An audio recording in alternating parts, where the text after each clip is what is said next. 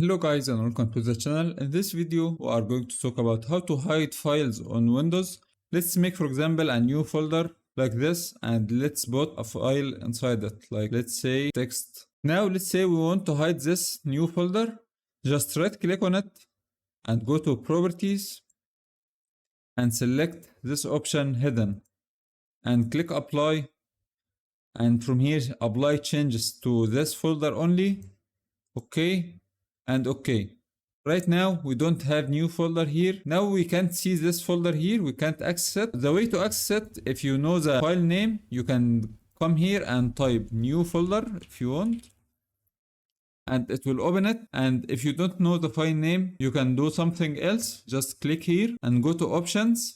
If you are on Windows 10 or Windows 7, something like that, right click and you will find the same window here, options. And from here, hidden files and folders, select show hidden files, folders and drives. Click apply and okay. If you go back here, we will find this new folder. And if you want to make it back, just go to options, view, and don't show hidden files or folders or drives. And if you want to make it back, just right click properties and remove this hidden, apply, and apply changes to this folder only. Now it will go back to normal.